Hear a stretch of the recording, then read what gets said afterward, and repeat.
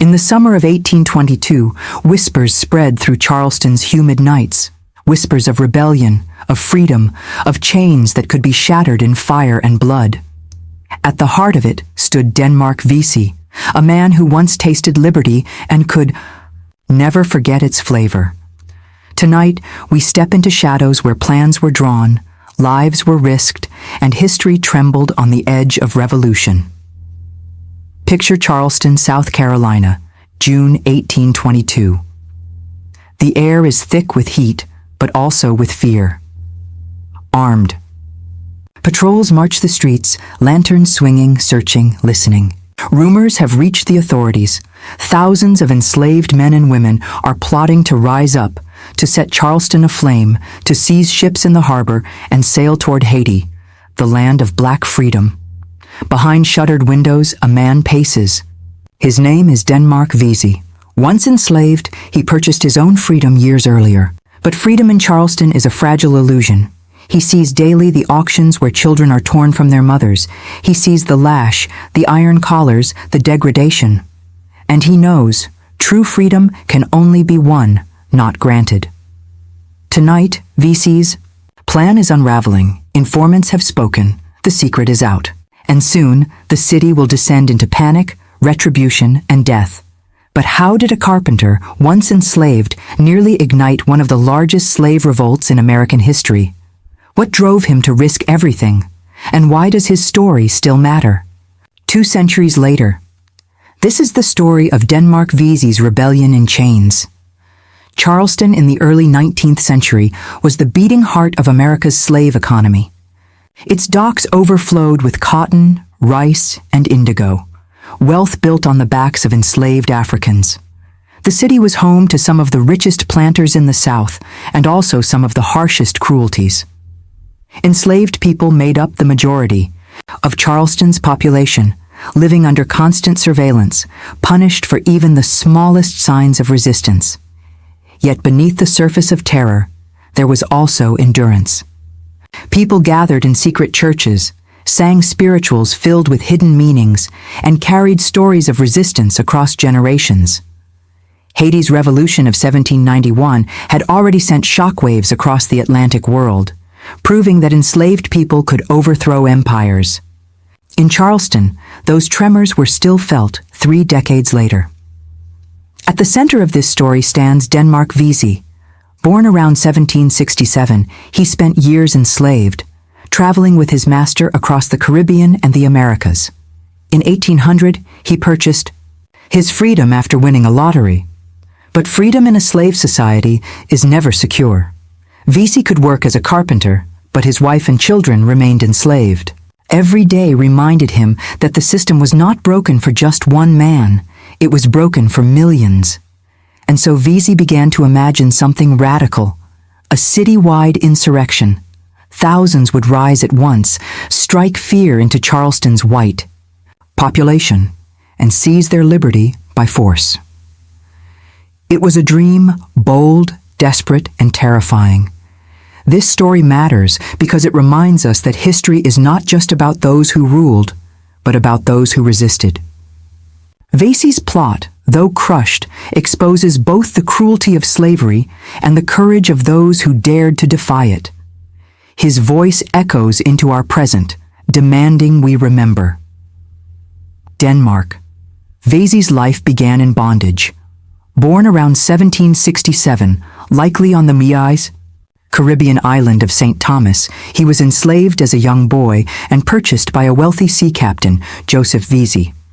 Denmark became the captain's personal servant, accompanying him on voyages across the Atlantic. He saw the bustling ports of the Caribbean, the markets of Saint-Domingue, the rigid hierarchies of Charleston. But unlike most enslaved men, Vesey traveled widely. He witnessed revolutions. He heard whispers of Toussaint Louverture, the Haitian general who had risen from slavery to defeat Napoleon's armies. He learned languages, skills, and the art of persuasion. These experiences planted seeds of possibility. Slavery, though powerful, was not invincible. In 1800, fortune struck. Denmark Vesey purchased a lottery ticket and won $1,500, a life-changing Some.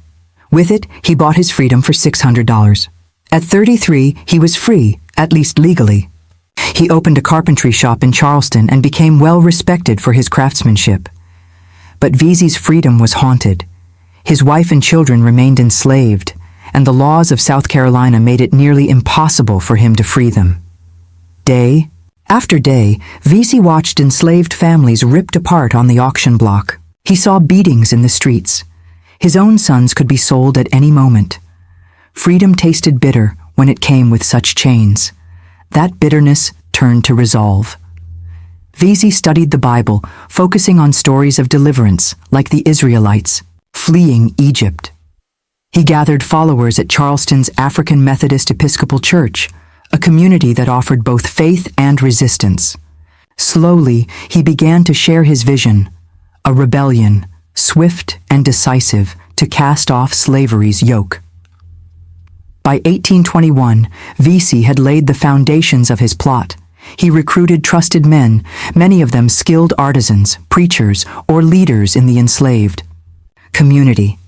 They met in secret, under the cover of darkness, speaking in whispers, disguising their gatherings as religious meetings.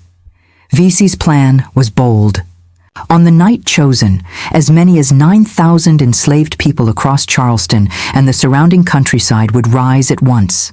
Armed with knives, axes, and whatever weapons they could seize, they would attack the arsenals, set fire to the city, and kill white slaveholders. Ships in the harbor would be captured, and survivors would flee to Haiti, where freedom awaited. Imagine the tension. Men and women quietly sharpening blades, memorizing meeting places, teaching others how to strike quickly. Vesey drilled his lieutenants in discipline, insisting secrecy was life itself. But secrets are fragile. Two men, fearful of the risks, revealed fragments of the plan to their masters. At first, authorities dismissed the rumors. But as whispers grew louder, suspicion took hold. Charleston's white leaders panicked. They fortified the city, armed patrols, and placed guards at every corner. The rebellion had not yet begun, but already the city felt like a battleground. June 16, 1822.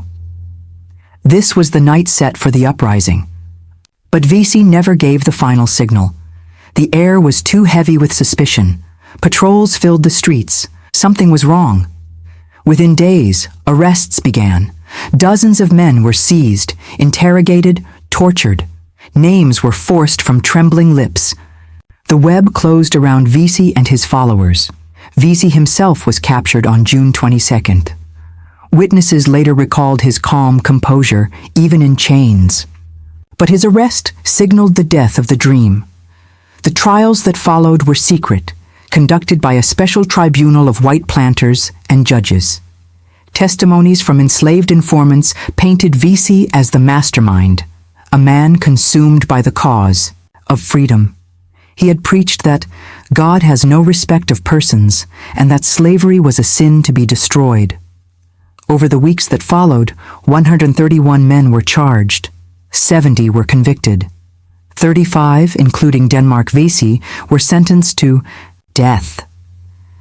They were hanged publicly in Charleston, their bodies reminders of what resistance would cost.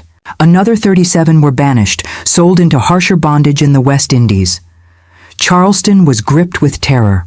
White residents had stared into the abyss of what might have been a city in flames, thousands rising in vengeance. They responded with harshness. The African Methodist Episcopal Church, where Vesey had inspired his followers, was burned to the ground.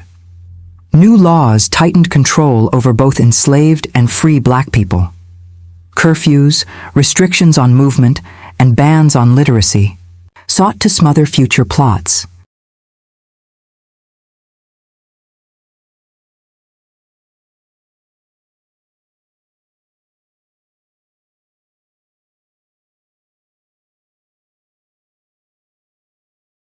In songs of quiet defiance. Nationally, the Vesey plot deepened divisions. Abolitionists in the North cited it as proof that slavery was unsustainable, that people would resist no matter the odds. Southern slaveholders, meanwhile, dug deeper into repression, convinced their world was under siege. The rebellion that never was had still shaken the nation. Denmark Vesey never saw his dream realized.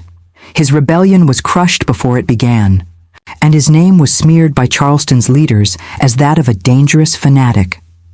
Yet history tells another story, that of a man who refused to accept injustice as permanent.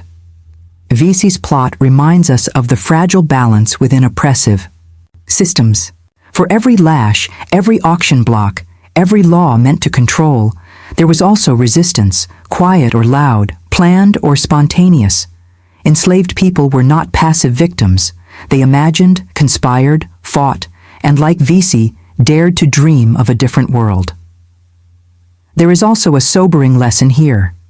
Even the boldest visions can falter when betrayal, fear, and overwhelming power collide. The Vesey conspiracy did not succeed, but its very existence terrified a slaveholding society.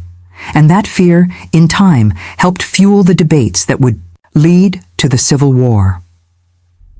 Today, Denmark Vesey's legacy is complex but powerful. He embodies the spirit of defiance, the courage to organize against impossible odds, and the moral clarity to call slavery what it was, an affront to God and humanity. Remembering him is not just about the past. It is about honoring the human capacity to resist chains, to seek freedom, even when the price is death. If this story moved you, if it opened a window into a past too often forgotten, I invite you to join us here at Forgotten Chains. Like this video, subscribe to the channel, and share it with those who seek to understand history beyond the textbooks. We've explored Denmark Vesey's secret plot, but there are countless other stories of resistance, courage, and defiance, waiting to be told. Each reminds us that freedom was never simply given, it was fought for, again and again. So stay with us as we uncover more voices that refused silence. And remember this, chains may bind the body, but they cannot forever bind the human spirit.